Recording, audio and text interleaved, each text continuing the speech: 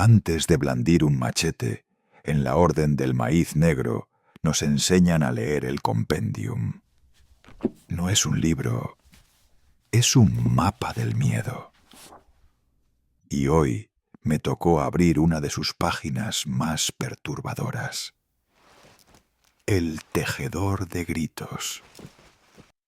Una criatura con cuerpo de 100 pies, piel viscosa y una cara humana incrustada, como si estuviera atrapada en su propia carne. Me recordó de inmediato a esas historias que escuchaba de niño. Cuentos que hablaban de un 100 pies con cara de bebé, que lloraba como si alguien lo hubiera abandonado en medio del bosque.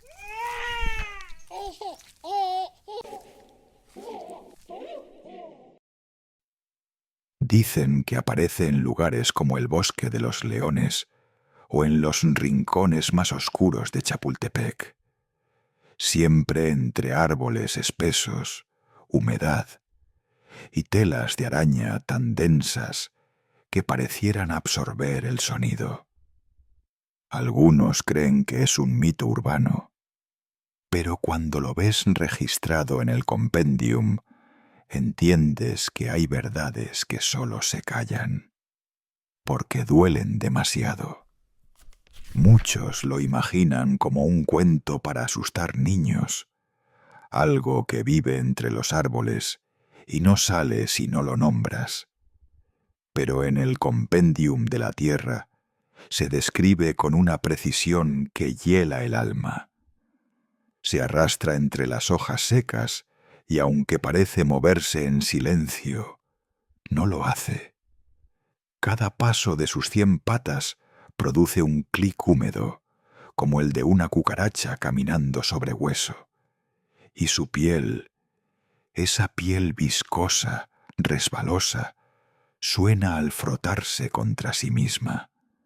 Un roce, un crujido, una cadena de movimientos que no deberían estar tan cerca de ti. Ese es el sonido del tejedor cuando se aproxima. Miden cerca de 1 metro en promedio, pero hay registros dentro de la orden de ejemplares que alcanzan 1,5 metros. Ver uno de frente es como una letra escrita a fuego en la memoria. No lo olvidas, no importa cuánto quieras. Recuerdo lo que dicen los viejos macheteros, que el primer tejedor no apareció en tiempos recientes, sino una década después de la llegada de los españoles, cuando ya no quedaban templos en pie, cuando los pueblos eran silencio y las madres eco. En aquellos años, la tierra aún no entendía lo que le habían hecho, pero algo bajo ella, sí. Los cuerpos caían por decenas en zanjas improvisadas, sin nombres, sin oraciones. Y como siempre llegaron los carroñeros. 100 pies, cucarachas, larvas. No solo comían, absorbían. Y se dice que en algún punto dejaron de ser lo que eran. La carne y el miedo se mezclaron, y en lo profundo, donde nadie mira, comenzaron a fusionarse. Lo que siguió no fue natural. El proceso no tiene nombre en los libros de biología. Ni crisálida, ni metamorfosis. Fue algo más sucio, más lento, más descompuesto. Durante un tiempo se alimentaron de los cuerpos, pero luego dejaron de hacerlo. Se alejaron de la carne, la abandonaron como si ya no la necesitaran, como si algo dentro de ellas hubiera cambiado el apetito, y se hundieron. Buscaron grietas, cavernas, huecos de humedad en lo más profundo de la tierra, lugares donde nunca entraba la luz, donde el aire estaba cargado de vapor, podredumbre y silencio. Ahí comenzó la transformación. Sus cuerpos se diluían unos en otros, como si la carne se rindiera ante la necesidad de volverse algo más fuerte, algo más único. El lodo se volvió ácido. El entorno empezó a segregar un olor a miedo fermentado. Y cada vez que una larva moría, otra se abría como un capullo, dejando escapar una sustancia amarillenta que se adhería a todo. Se retorcían juntas, sus exoesqueletos crujían como ramas secas dentro del agua. Y en medio de esa masa palpitante fue apareciendo la cara. Primero los ojos, después la boca. Un rostro humano, infantil, como tallado en cera derretida. No gritaba, solo estaba ahí, mirando hacia adentro, como si recordara algo que aún no había vivido.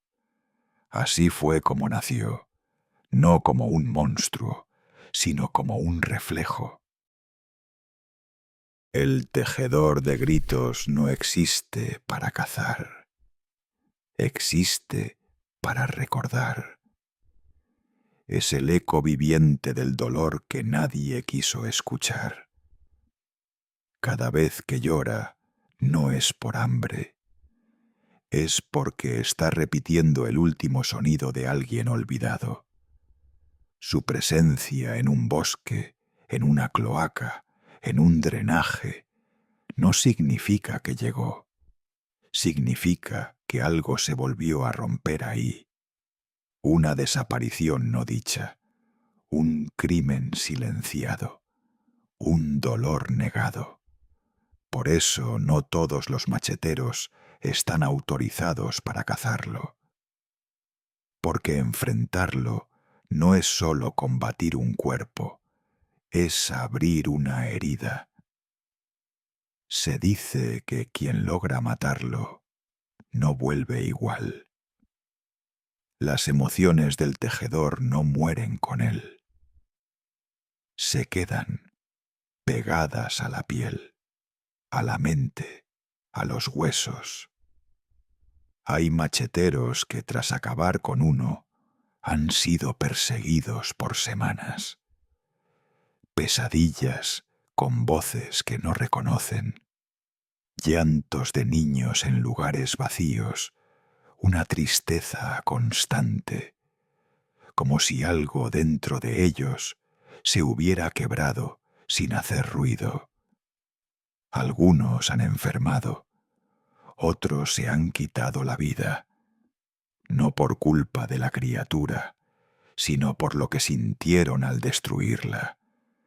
Como si, al matarla, se hubieran tragado una parte del dolor que ella contenía. Porque el tejedor no es enemigo, es cicatriz. Y matar una cicatriz no cura nada. El tejedor de gritos no corre, no persigue, espera.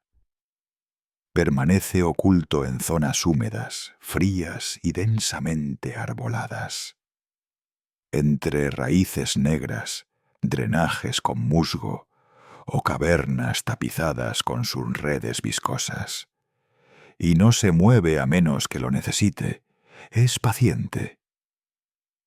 Caza como quien escucha una conversación y espera la palabra exacta para intervenir.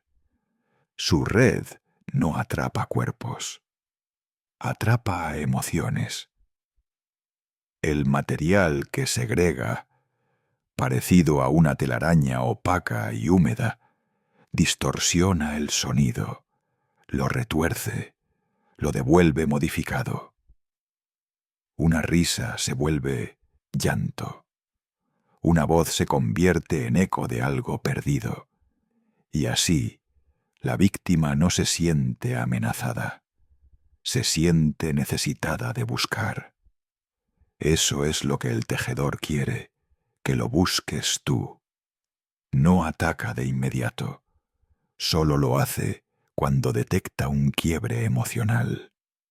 Tristeza profunda, culpa, miedo crudo. Es como si oliera el momento exacto en que ya no puedes defenderte del todo. Y cuando se acerca, no ruge, no se abalanza, solo se arrastra, lentamente, con el sonido húmedo de 100 patas sobre la tierra y ese rostro inmóvil que parece observarte desde un recuerdo. Algunos dicen que al matar a un tejedor no lo destruyes por completo, que si lo haces con el corazón alterado, si dejas que la rabia o el miedo te dominen, una parte de él se instala en ti, no en el cuerpo, en la mente, en los sueños, en los recuerdos que no sabías que tenías. Y cuando el huésped muere, cuando su alma se suelta del cuerpo, esa parte del tejedor resurge. Vuelve al bosque, a otra cueva, a otro rincón olvidado. Por eso en la orden nos enseñan que cazarlo no es una victoria, es un acto de contención, de respeto y de silencio. Yo entiendo eso ahora. Entiendo que estas criaturas no son el enemigo, son nuestro reflejo, nuestro dolor convertido en carne. También son parte de mi pueblo, también lloran lo que nosotros negamos. Cierro el compendium de la tierra con manos firmes, tomo mis notas, preparo mi saco de sal, porque esta noche salimos de caza. Pero no por odio, sino para que el llanto no se propague más.